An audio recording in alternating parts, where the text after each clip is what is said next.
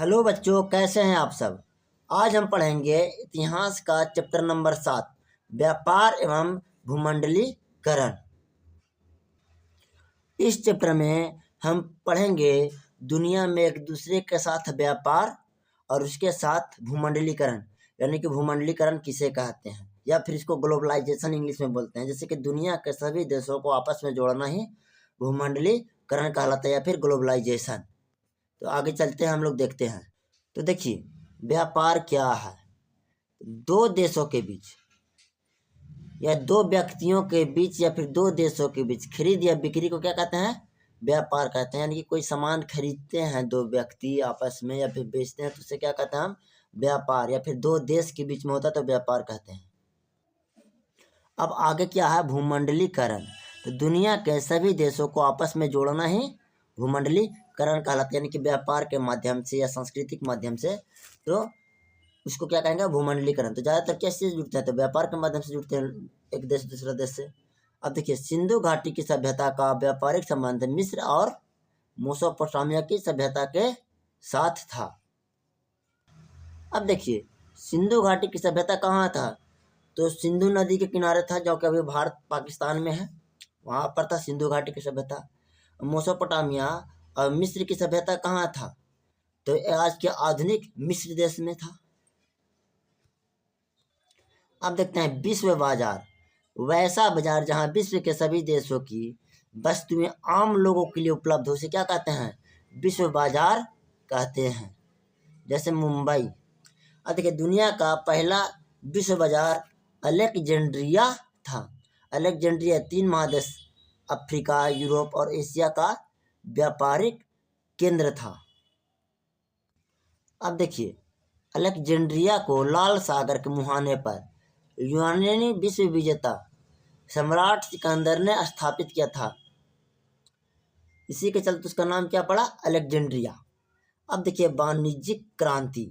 तो व्यापार के क्षेत्र में होने वाले अभूतपूर्व विकास और विस्तार को वाणिज्यिक क्रांति कहा जाता है। वाणिज्यिक क्रांति का केंद्र इंग्लैंड था। भौगोलिक खोज, जागरण तथा राष्ट्रीय राज्यों के उदय ने वाणिज्यिक क्रांति को जन्म दिया, यानी कि व्यापारिक क्रांति इसको भी कह सकते हैं, वाणिज्यिक क्रांति को। उसके बाद आता औद्योगिक क्रांति। वस्तु शक्ति से संचालित मशीनों द्वारा बड़े बड़े कारखाने में व्यापक पैमाने पर, यानी बड़े पैमाने पर वस्तुओं को उत्पादन करना क्या कहलाता है? औद्योगिक क्रांति कहलाता है। और औद्योगिक क्रांति का केंद्र भी इंग्लैंड था, क्योंकि औद्योगिक क्रांति सर्वप्रथम इंग्लैंड में हुआ था। अब देखिए, उपनिवेशवाद। तो किसी शक्तिशाली देश द्वारा, दिवस मिस्टेक हो गया, देश होगा यहाँ पर, ठीक। देश द्वारा किसी कमजोर देश पर कब्जा करना क्या कहलाता है? तो उपनिवेशवाद कहलाता है। एशिया और अफ्रीका तथा दक्षिण अमेरिका में यूरोपीय देशों ने उपनिवेश की स्थापना किया था, यानी कि उन्हें गुलाम बना कर रखा था। उपनिवेशवाद का उद्देश्य आर्थिक शोषण करना होता था, यानी कि वहां से आर्थिक गतिविधि चलाना और उन लोगों को ना क्या करना, ना कि आर्थिक शोषण करना होता था जो कमजोर देश थे उनसे। इंग्लैंड ने अपने निवेशों से कच्चा माल तथा बाजार दोनों मिल जाता था, यानी कि इंग्लैंड अपने उपनिवेश देश, जो गुलाम देश था, उसे कच्चा माल भी ले लेता था और जो बना हुआ माल था ना, उसको गुलाम देश में ले जा करके बेच दिया करता था अपने उपनिवेश देशों में। इंग्लैंड के मैनचेस्टर, लिवरपूल, लंदन जैसे शहर उपनिवेशवाद का ही परिणाम था। अब थोड़ा सा देखिए, यहाँ पर गिरमिटिया होगा, काची होगा? गिरमिटिया, रिमटिया नहीं, गिरमिटिया मजदूर। तो उपनिवेशिक देश के ऐसे श्रमिक जिन्हें एक निश्चित समझौता के द्वारा निश्चित समय के लिए अपने शासित क्षेत्रों में ले जा करके कृषि करवाया जाता था, उसे गिरमिटिया मजदूर कहा जाता था। अब इसको समझिए कि गिरमिटिया क्यों कहा जाता था, उसे समझिए। जैसे पहले था, बिहार में बहुत कम पढ़े लिखे लोग थे, या फिर भारत के बहुत सारे हिस्सा में, उत्तरी भारत में बहुत कम पढ़े लिखे लोग थे। तो यहाँ से उन लोगों को मॉरिशस जैसे देशों में ले जाया जाता था। क्या चीज़ के लिए? तो गन्ने की खेती करने के लिए। तो उसके लिए एक एग्रीमेंट होता था। तो उसी एग्रीमेंट को जो लोकल लोग थे, जिनको नहीं पढ़ने आता था, तो एग्रीमेंट को एग्रीमेंट ना बोल करके गिरमिट बोलते थे, और उसी से नाम पड़ा कि वो एग्रीमेंट पे गया है मजदूर मजदूरी करने, उसकी जगह क्या बोल देते थे? गिरमिट पे गया है मजदूरी करने। तो उसी के चलते नाम क्या पड़ गया? गिरमिटिया मजदूर। भारत के पूर्वी उत्तर प्रदेश, पश्चिमी बिहार, पंजाब, हरियाणा से गन्ना की खेती के लिए मजदूर को फिजी, मॉरीशस और जमैका, टोबैगो, त्रिनिदाद और देशों में मजदूरों को ले जाया जाता था। किस चीज़ के लिए? गन्ना की खेती करने के लिए। तो एग्रीमेंट ना बोल करके गिरमिट बोल देते थे, तो उसके चलते नाम पड़ गया क्या? गिरमिट या मजदूर। अब हम लोग देखेंगे विश्व बाजार की उपयोगिता। व्यापारियों, श्रमिकों, पूंजीपतियों, मध्य वर्ग तथा आम उपभोक्ताओं के हित को विश्व व्यापार सुरक्षित रखता है। विश्व व्यापार में किसानों को उपज का अच्छा कीमत मिलता है। श्रमिक कुशल श्रमिकों को विश्व व्यापार में पहचान तथा महत्व मिलता है। जो काम करने में अच्छे श्रमिक होते हैं, जिनके पास टेक्निकल नॉलेज होता है, उन्हें विश्व व्यापार में अच्छा पहचान मिलता है विश्व स्तर में। विश्व बाजार में रोजगार के नए नए अवसर सृजित होते हैं। अब देखिए विश्व बाजार के लाभ। देखिए व्यापार और उद्योग की तीव्रता से गति से वृद्धि हुई, और तीव्र गति से वृद्धि होने के कारण क्या है? विश्व व्यापार है, क्योंकि वह अपने सामानों को एक अपने देश के सिवाय दूसरे देशों में भी बेच सकते हैं। अब देखिए पूंजीपति, मजदूर और मध्यम वर्ग नामक सामाजिक वर्ग का जन्म हुआ। बैंकिंग व्यवस्था का उदय हुआ और विकास, औद्योगिकरण और आधुनिकीकरण का उदय हुआ। औपनिवेशिक देश में संरचनात्मक क्षेत्र का विकास। आगे देखिए नई नई फसलों का उत्पादन होने लगा और नई तकनीकी का सृजन यानी विकास हुआ। विश्व व्यापार के हानि। तो औपनिवेशिक देशों का शोषण हुआ, लघु और कुटीर उद्योग का अंत हो गया। औपनिवेशिक देशों में बेरोजगारी की समस्या पैदा हुई। जिन देशों को जो पश्चिमी देश गुलाम बना कर रखे थे, जैसे भारत को भी गुलाम बना कर रखा था, तो भारत जैसे देशों में क्या हुआ? कुटीर उद्योग का भी अंत हो गया और बेरोजगारी की समस्या बहुत ज़्यादा बढ़ गया। औपनिवेशिक देशों में गरीबी और भुखमरी भी बहुत बड़ी समस्या हो गई। अब आगे हम देखते हैं साम्राज्यवाद। तो देखिए शक्तिशाली देशों द्वारा कमजोर देश पर सैनिक शक्ति के द्वारा विजय प्राप्त कर उसे प्रत्यक्ष अधीन में रखना क्या कहलाता है? साम्राज्यवाद कहलाता है। यूरोपीय देश द्वारा एशिया और अफ्रीका के क्षेत्र को साम्राज्यवाद के अधीन रखा गया। अब हम लोग देखेंगे प्रथम विश्व युद्ध का प्रभाव। तो प्रथम विश्व युद्ध के कारण यूरोप की अर्थव्यवस्था तबाह हो गई। प्रथम विश्व युद्ध के बाद अमेरिका की संपन्नता बढ़ गया, यानी कि अमेरिका शक्तिशाली देशों में उभरा। अब देखिए कारण था अमेरिका को संपन्नता बढ़ने का।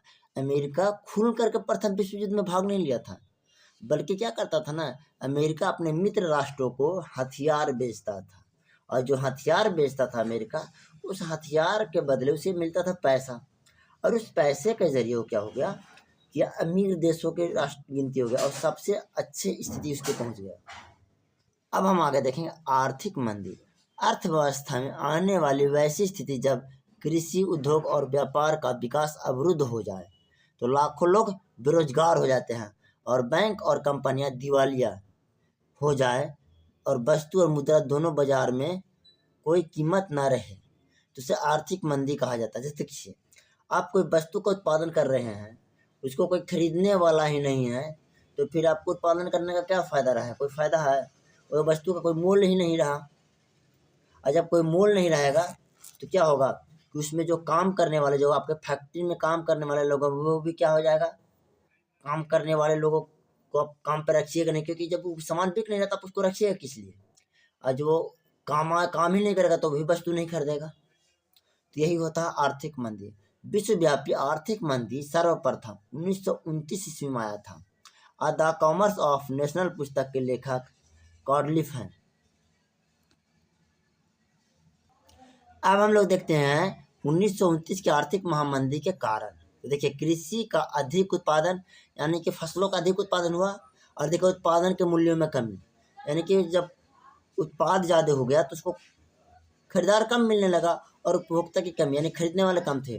और अमेरिकी पूंजी का प्रवाह में कमी। अब देखिए 1929 में आर्थिक मंदी का विश्व पर प्रभाव।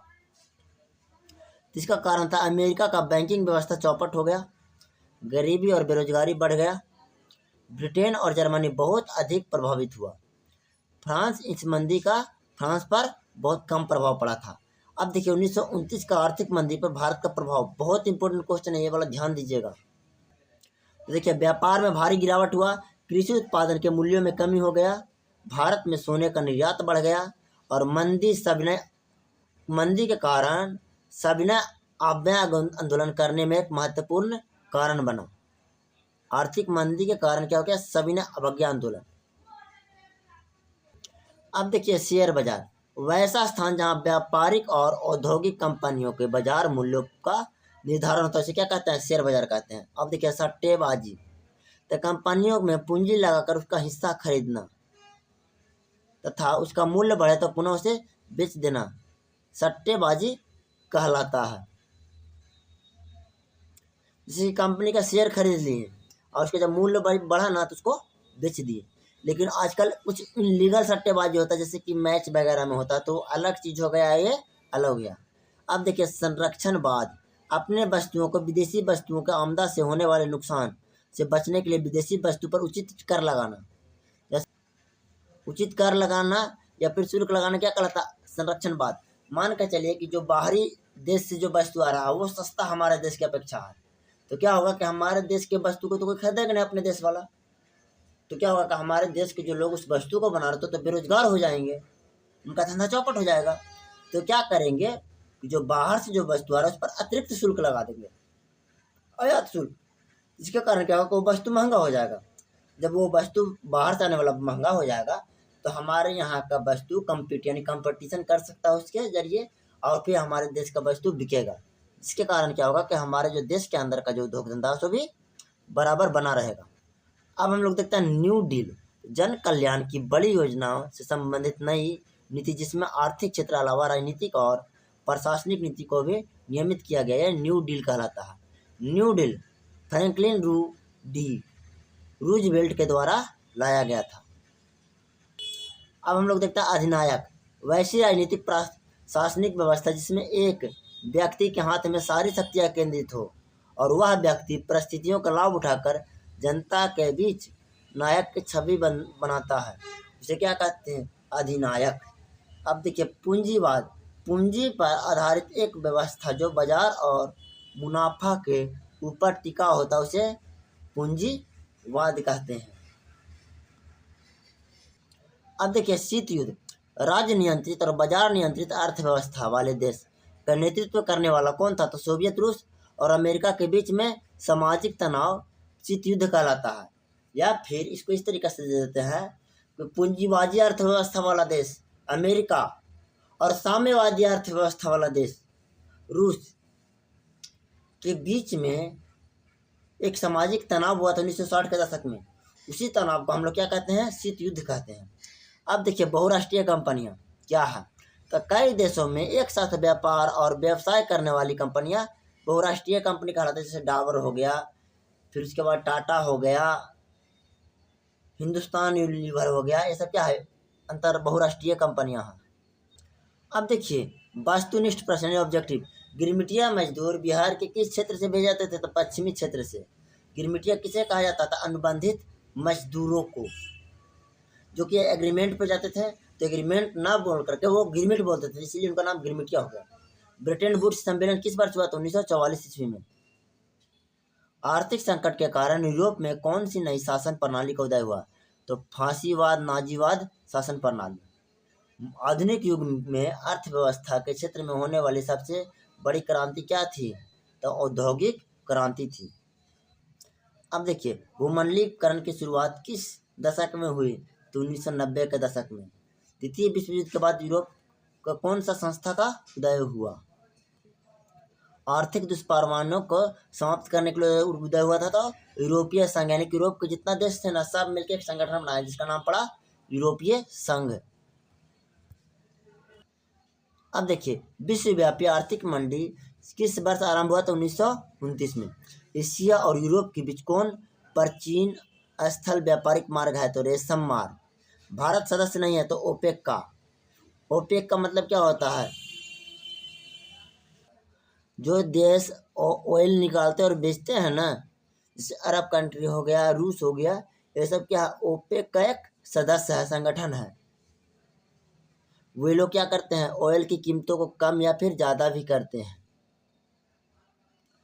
अमेरिका में न्यू डील किसने लागू की? तो फ्रैंकलिन जी रूजवेल्ट ने। 1929 की आर्थिक मंदी का सबसे बुरा असर किस देश पर पड़ा? तो अमेरिका पर। युद्धोत्तर पुनर्निर्माण के लिए पैसे का इंतजाम करने हेतु किस संस्था का गठन किया गया था? विश्व बैंक का। यूरोपीय आर्थिक मंच की मुद्रा क्या है? तो यूरो है। सिकंदर कहाँ का निवासी था? तो यूनान का था। वैश्वीकरण का नकारात्मक प्रभाव निम्न में से किस क्षेत्र पर पड़ा? तो कृषि और ग्रामीण क्षेत्रों पर, क्योंकि ग्रामीण क्षेत्रों में जो कुटीर उद्योग था सो नष्ट हो गया। भारत विश्व व्यापार संगठन का सदस्य कब बना था? 1995 में। कर्नल नाव किस देश में पारित किया गया? ब्रिटेन में। अब हम लोग देखेंगे लघु उत्तरीय प्रश्न। तो देखिए, विश्व बाजार किसे कहते हैं? 2012 और 2019 में क्वेश्चन पूछा गया है। वैसा बाजार जहां विश्व के सभी देश की वस्तुएं आम लोगों के लिए उपलब्ध हो जाए, विश्व बाजार कहते हैं। अब औद्योगिक क्रांति क्या है? ये भी बहुत इंपॉर्टेंट क्वेश्चन है। वाष्प शक्ति संचालित मशीनों द्वारा बड़े बड़े कारखाने में व्यापक यानी बड़े पैमाने पर वस्तुओं का उत्पादन करना औद्योगिक क्रांति कहलाता है। देखिए अब अगला क्वेश्चन, आर्थिक संकट से अब क्या समझते हैं? 2021 और 2023 में क्वेश्चन पूछा गया है। तो देखिए, अर्थव्यवस्था में आने वाली वैसी स्थिति जब कृषि, उद्योग और व्यापार का विकास अवरुद्ध हो जाए और लाखों लोग बेरोजगार हो जाए, तो बैंकों और कंपनियां दिवालिया हो जाए तथा वस्तु और मुद्रा दोनों का बाजार से कोई कीमत न रहे, तो इसे क्या कहते हैं? आर्थिक संकट कहते हैं। और 1929 में बहुत बड़ा आर्थिक संकट आया था। अब आगे देखिए, भूमंडलीकरण किसे कहते हैं? 2012 में क्वेश्चन पूछा गया था। दुनिया के सभी देशों को आपस में जोड़ना भूमंडलीकरण कहलाता है। इसी को इंग्लिश में ग्लोबलाइजेशन कहते हैं। अब देखिए, ब्रिटेन वुड्स सम्मेलन का मुख्य उद्देश्य क्या था? 2022 और 2022 के पहला सीटिंग और दूसरा सीटिंग दोनों में दिया है। देखिए, 1944 में अमेरिका के ब्रिटेन वुड्स नामक स्थान पर एक सम्मेलन हुआ जिसमें अंतर्राष्ट्रीय मुद्रा कोष और विश्व बैंक की स्थापना की गई। ब्रिटेन वुड्स सम्मेलन का मुख्य उद्देश्य था कि औद्योगिक विश्व में आर्थिक स्थिति स्थिरता एवं पूर्ण रोजगार बनाए रखा जाए। अब आगे देखते हैं, बहुराष्ट्रीय कंपनियां क्या है? तो कई देशों में एक ही साथ व्यापार और व्यवसाय करने वाले कंपनियों को बहुराष्ट्रीय कंपनी कहा जाता है। जैसे टाटा हो गया, डाबर कंपनी हो गया, उसके बाद भारत का और कौन सा कंपनी? देखिए, एक हिंदुस्तान यूनिलीवर कंपनी है। ये सब क्या है? बहुराष्ट्रीय कंपनी है। अब देखिए, 1929 के आर्थिक मंदी के कारणों का संक्षिप्त में स्पष्ट करें। 2018 में क्वेश्चन आया था। देखिए, 1929 के आर्थिक महामंदी के निम्न कारण थे। कृषि में अधिक उत्पादन हो गया, उत्पादन के मूल्यों में कमी और उपभोक्ताओं की कमी। अब देखिए, औद्योगिक क्रांति के किसके स्वरूप प्रकार विश्व बाजार को विस्तृत किया? तो देखिए, औद्योगिक क्रांति के कारण वाष्प इंजन से कारखानों में बहुत अधिक उत्पादन होने लगा, जिससे कच्चे मालों की आवश्यकता बढ़ गई। और तब इंग्लैंड ने उत्तरी अमेरिका, एशिया और अफ्रीका की ओर अपना पांव फैलाया, जहां उसे कच्चा माल मिल गया और बना बनाया बाजार, माल का बाजार भी, यानी कि जो बनता था ना माल, उसको बेच भी देता था। और इस तरह से क्या हुआ कि औद्योगिक क्रांति के स्वरूप को विस्तृत किया गया। अब देखिए, विश्व बाजार के स्वरूप को समझाएं। 2016 और 2018 में क्वेश्चन पूछा गया है। तो औद्योगिक क्रांति का फैलाव के साथ साथ विश्वव्यापी बाजार का शुरुआत हुआ और विश्व बाजार में व्यापार, मजदूर और पूंजी एक देश से दूसरे देश में पहुंचने लगा। उदाहरण के लिए, भारत से कच्चा माल, मजदूर और पूंजी का प्रवाह इंग्लैंड में हुआ। अब देखिए, अगला क्वेश्चन आपका क्या है? भूमंडलीकरण में बहुराष्ट्रीय कंपनियों के योगदान को स्पष्ट करें। 2011 और 2014 में सवाल पूछा गया है। तो एक से अधिक देशों में कार्य करने वाली कंपनियों को बहुराष्ट्रीय कंपनी कहा जाता है। बहुराष्ट्रीय कंपनी के कारण वस्तु, पूंजी और श्रमिक का एक देश से दूसरे देश में प्रवाह हुआ, जिससे अंतर्राष्ट्रीय व्यापार को बढ़ावा मिला। और इस तरह बहुराष्ट्रीय कंपनी को में भूमंडलीकरण का बहुत महत्वपूर्ण योगदान है। अब देखिए, अगला क्वेश्चन, 1950 के बाद विश्व अर्थव्यवस्था का पुनर्निर्माण के लिए किए जाने वाले प्रयासों पर प्रकाश डालें। तो देखिए, विश्व अर्थव्यवस्था के पुनर्निर्माण के लिए 1944 में अंतर्राष्ट्रीय मुद्रा कोष और विश्व बैंक का स्थापना किया गया और 1957 में यूरोपीय आर्थिक समुदाय की स्थापना की गई और 1995 में विश्व व्यापार संगठन का स्थापना हुआ। कई बार को क्वेश्चन पूछ देता है कि WTO का स्थापना कब हुआ, तो 1995 में। इसका मतलब देखिए कहा वर्ल्ड ट्रेड ऑर्गेनाइजेशन, इसको हिंदी में बोलेंगे विश्व व्यापार संगठन। अब देखिए अगला क्वेश्चन, भूमंडलीकरण के कारण भारत पर प्रभाव का स्पष्ट करें। ये 2018 में क्वेश्चन पूछा गया है। देखिए, भूमंडलीकरण का भारत पर निम्नलिखित प्रभाव पड़ा। भारत में पूंजी निवेश और व्यापार में काफ़ी वृद्धि हुई। देश में आर्थिक विकास की गति तीव्र हुई। सेवा क्षेत्र का बहुत ही तीव्र गति से विस्तार हुआ। अब जीविकोपार्जन के लिए कई नए क्षेत्र खुल गए। अब देखिए, बैंकिंग क्षेत्र, बीमा क्षेत्र, संचार, व्यापार आदि क्षेत्र में भारत आज विश्व में अग्रणी यानी सबसे आगे देश बना हुआ है। वैश्विक स्तर पर भारत के लिए रोजगार के नए नए अवसर उपलब्ध होने लगे। विश्व बाजार के लाभ तथा हानि पर संक्षिप्त टिप्पणी लिखें। तो पहले हम लोग देखेंगे विश्व बाजार के क्या क्या लाभ हैं। तो देखिए, व्यापार और उद्योग का तीव्र गति से वृद्धि हुआ। पूंजीपति, मजदूर और मध्य वर्ग नामक सामाजिक वर्ग का जन्म हुआ। बैंकिंग व्यवस्था का उदय और विकास हुआ। औद्योगिकरण और आधुनिकीकरण का उदय हुआ। औपनिवेशिक देशों में संरचनात्मक क्षेत्र का विकास हुआ और नई नई फसलों का उत्पादन हुआ और नई तकनीकी का सृजन हुआ यानी विकास हुआ। अब देखिए, विश्व बाजार की हानि, तो औपनिवेशिक देशों का शोषण हुआ। लघु और कुटीर उद्योग का अंत होने लगा। औपनिवेशिक देशों में बेरोजगारी की समस्या बढ़ने लगी और औपनिवेशिक देश में गरीबी और भुखमरी की समस्या बढ़ने लगी। अब हम आगे देखेंगे दीर्घ उत्तरीय प्रश्न। तो 1929 के आर्थिक संकट के कारण और परिणामों को स्पष्ट करें। 2018 में क्वेश्चन पूछा गया है। तो 1929 के आर्थिक संकट के निम्नलिखित कारण थे। देखिए, पहला कारण, कृषि क्षेत्र में अति उत्पादन, यानी प्रथम विश्व युद्ध के बाद कृषि उत्पादन में बढ़ोतरी के कारण खदानों जैसे गेहूं की पूर्ति आवश्यकता से अधिक हो गई। इससे अनाज के मूल्य में कमी आई और अनाज का कोई खरीदार नहीं रहा। दूसरा, उपभोक्ता की कमी, उपभोक्ता वस्तुओं की अति उत्पादन हुआ, यानी बहुत ज़्यादा सामान का उत्पादन हो गया, परंतु गरीबी और बेरोजगारी से इन्हें खरीदने वाला कोई नहीं रहा। तो इससे अर्थव्यवस्था लड़खड़ा गई। अब कोई खरीदने वाला होगा तब ना बिकेगा, फिर तब तो उत्पादन होगा, नहीं तो सामान तो बेकार हो जाएगा। तीसरा, अमेरिकी पूंजी का प्रवाह में कमी। 1923 के बाद अमेरिका जो विश्व का कर्जदाता था ने कर्ज देना सबको बंद कर दिया और 1928-29 के मध्य अमेरिका में कर्ज में भारी कमी आई। इससे अमेरिकी कर्ज पर आश्रित देशों के लिए तथा स्वयं अमेरिका के लिए आर्थिक संकट उत्पन्न हो गया। अब देखिए, 1929 के आर्थिक संकट के निम्नलिखित परिणाम हुए थे। आर्थिक महामंदी से यूरोपीय अर्थव्यवस्था चरमरा गई और यूरोप के अनेक बैंक रातों रात बंद हो गए। मुद्रा का अवमूल्यन हो गया और अमेरिका पर महामंदी का सबसे बुरा प्रभाव पड़ा। अब देखिए, अमेरिकी बैंकिंग व्यवस्था चौपट हो गई। न्यूयॉर्क स्टॉक एक्सचेंज में शेयर के मूल्यों में भारी गिरावट आई। गरीबी और बेरोजगारी बढ़ गई। जर्मनी और ब्रिटेन में भी आर्थिक संकट से प्रभावित हुआ।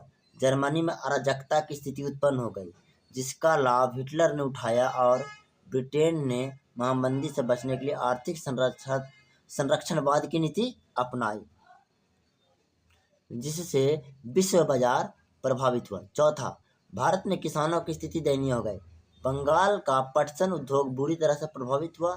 अब व्यापार में गिरावट आई। अब भारत से ब्रिटेन सोना का निर्यात करने लगा।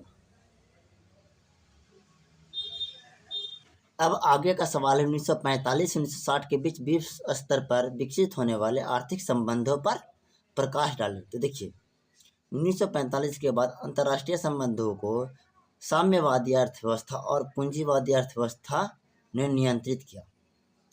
अब देखिए, साम्यवादी देश वाले अर्थव्यवस्था वाले देशों में था मुख्य रूप से रूस, और पूंजीवादी अर्थव्यवस्था वाले देशों में था मुख्य रूप से अमेरिका। अब देखिए, साम्यवादी व्यवस्था का नेतृत्व सोवियत संघ और पूंजीवादी व्यवस्था का नेतृत्व अमेरिका ने किया, और दोनों विश्व के विभिन्न भागों में अपना प्रभाव बढ़ाने लग गए।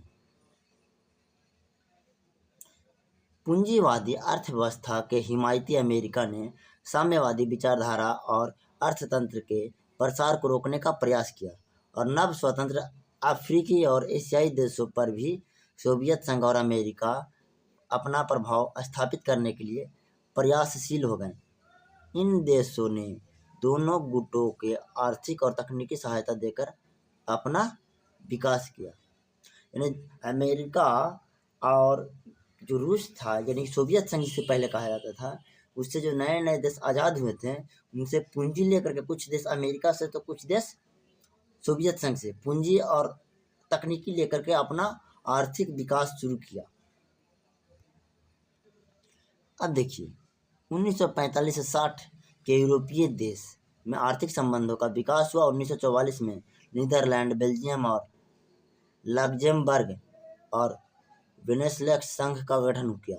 1948 में ब्रुसेल्स की संधि द्वारा कोयला और इस्पात के क्षेत्र में यूरोपीय आर्थिक सहयोग आरंभ हुआ, और 1957 में यूरोपीय इकोनॉमिक्स कम्युनिटी की स्थापना की गई।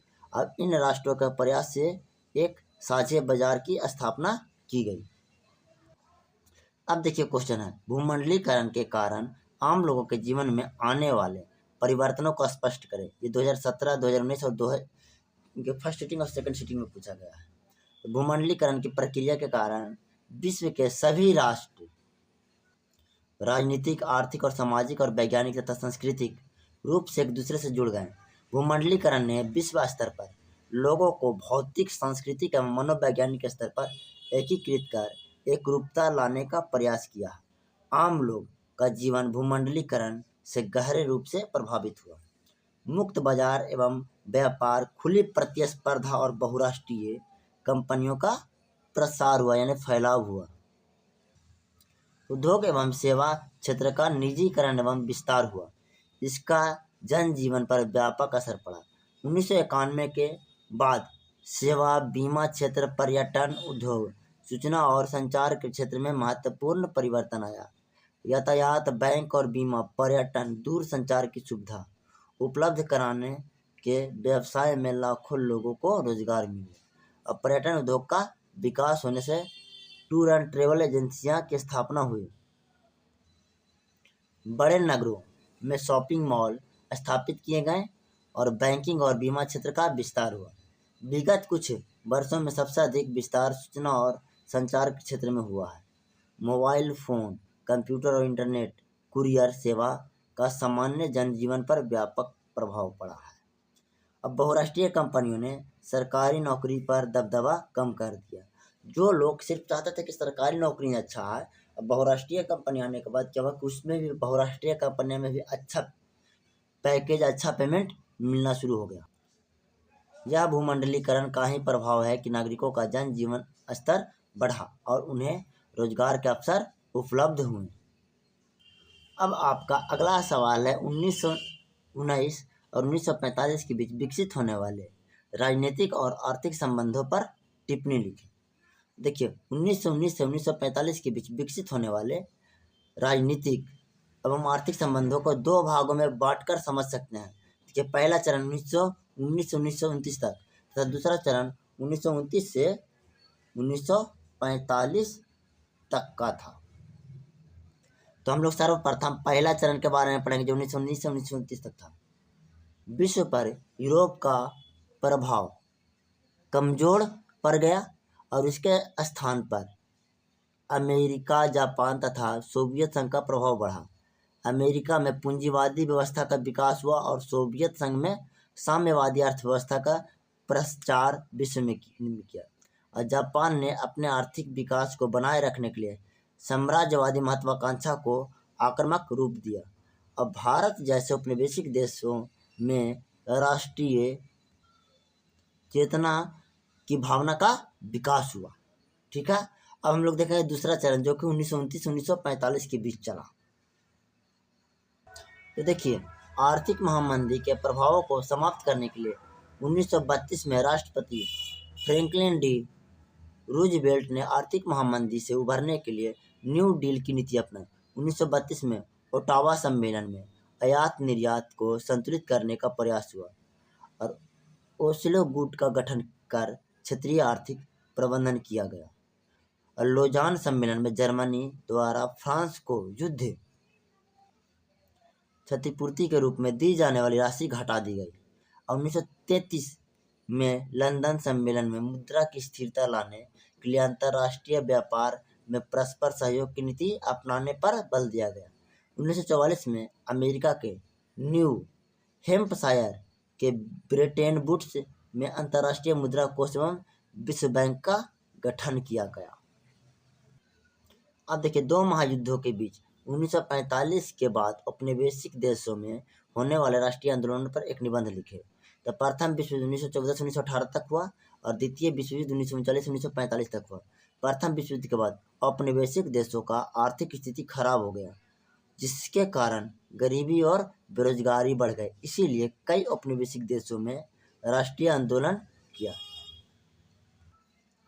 और 1929 में आर्थिक महामंदी के कारण औपनिवेशिक देशों की स्थिति और बदतर हो गई, जिसके कारण कई देशों ने आंदोलन किया और इस दौरान भारत में भी असहयोग आंदोलन और सविनय अवज्ञा आंदोलन हुआ और द्वितीय विश्व युद्ध के समाप्त के दौरान भारत में 1942 में भारत छोड़ो आंदोलन का बिगुल बज गया। द्वितीय विश्व युद्ध के बाद भारत आज़ाद हो गया और इसके बाद एशिया और अफ्रीका के कई देशों में आंदोलन हुआ और बहुत सारे देश आज़ाद हो गए। तो ठीक है बच्चों, आज का आपका चैप्टर यहीं समाप्त होता है। कल हम आपको इतिहास का आगे का चैप्टर पढ़ाएंगे। वीडियो को पसंद आता है तो लाइक, शेयर और सब्सक्राइब जरूर करें।